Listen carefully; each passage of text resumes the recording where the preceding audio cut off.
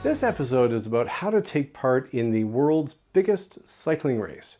It's here in South Africa. Welcome back to Better Preparedness if you're a return viewer, and if you're new, well, click that subscribe button and lots of material to follow. The Cape Town Cycle Tour.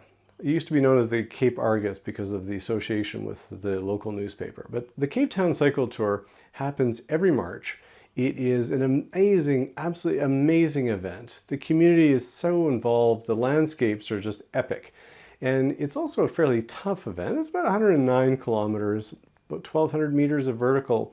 So you have to keep that in mind. You want to do some training, but it suits every range of rider, everything from the hobby rider to the weekend racer to the elite racer. The first thing you need to do is sign up. It's best to sign up many, many months in advance. Make sure it doesn't fill up. You can register as a local entrant or an international. Next, you need your means of getting to it. If you're not based in Cape Town, you're going to have to drive or fly there. So make that booking. Then you need to think about, do you have a passport? Do you have a visa if you need one for South Africa?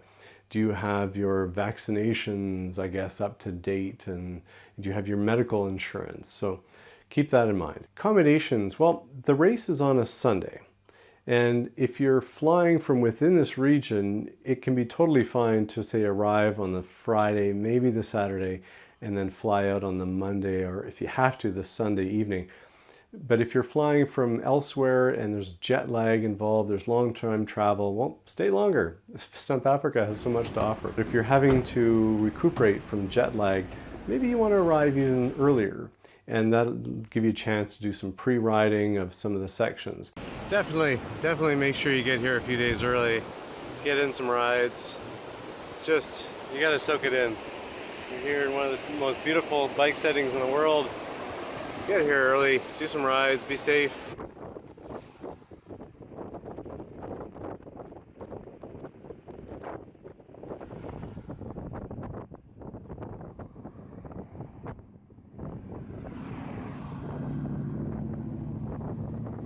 Well, you need a bike. There are a variety of types of bikes that you can use. The standard is the road bike, but you can check the website for lots of information about specifics.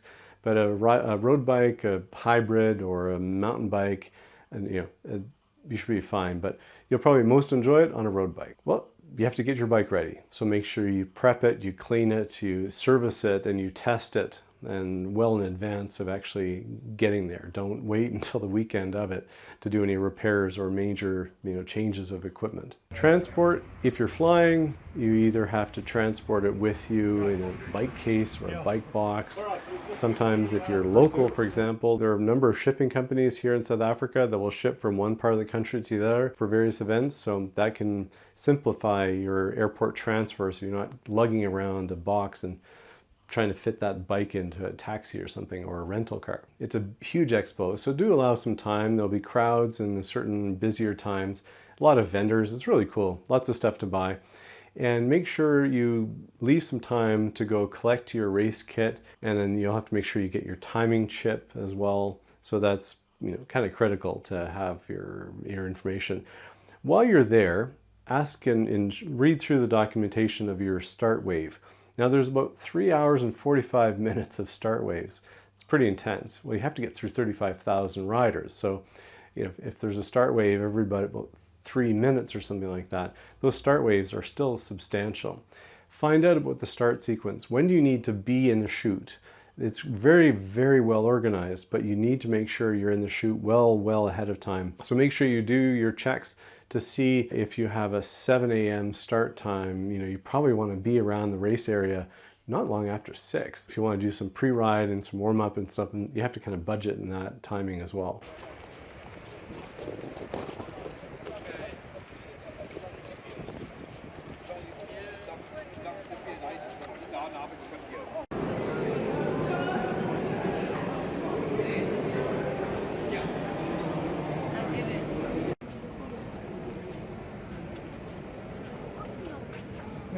Why didn't they lose last night?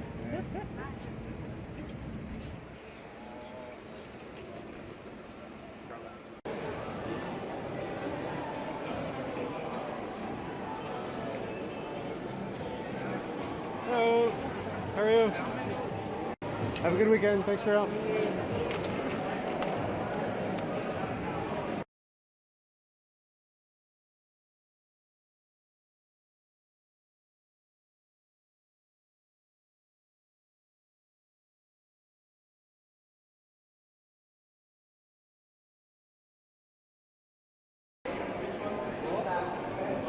start. Rob, start.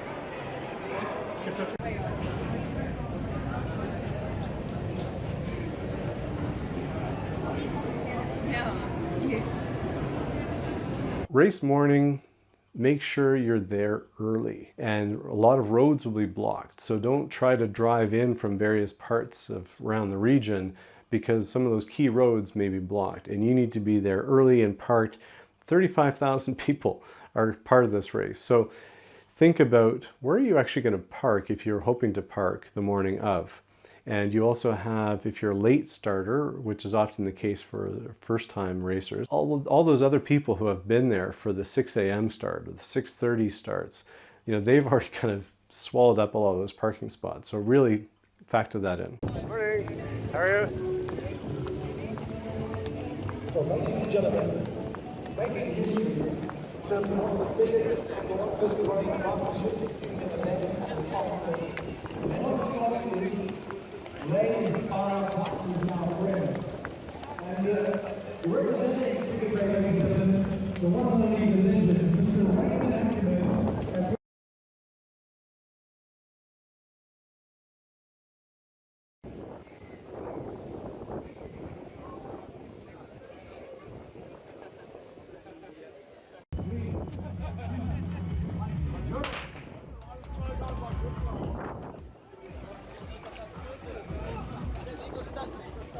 I know once upon a time, like I think I was going to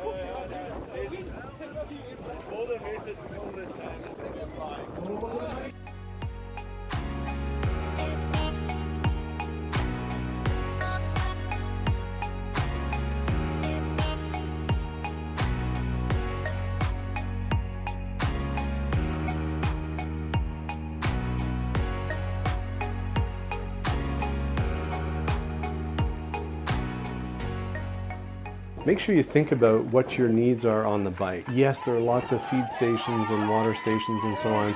Personally, I like to have everything with me on the bike, so that means probably 2 or 3 bottles with me, some gels and various things in reachable pockets. So keep in mind what it is you need to have, your emergency kit for your bike in case of punctures, and you know, your phone charged and everything like that, so you can call for assistance if you ever need it.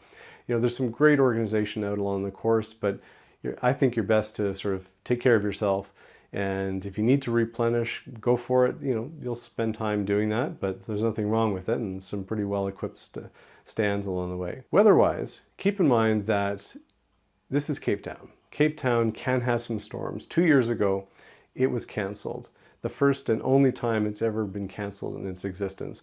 There were wind gusts in the downtown of well over 100 kilometers an hour. You could barely stand with your eyes open because of the dust and various things.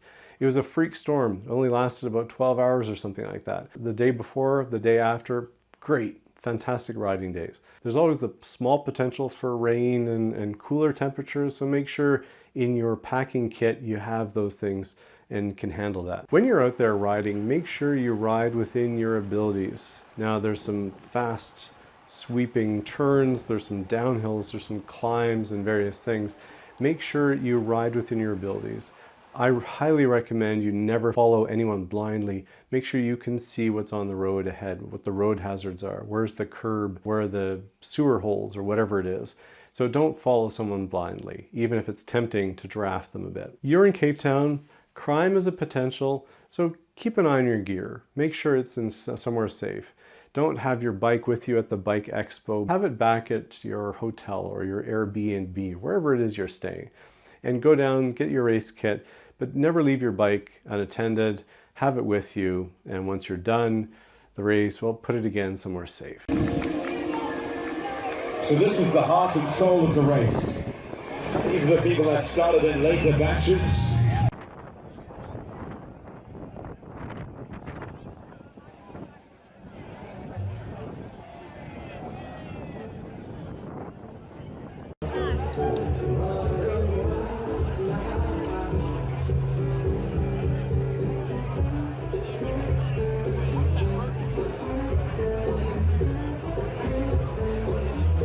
I hope you have an absolutely amazing experience.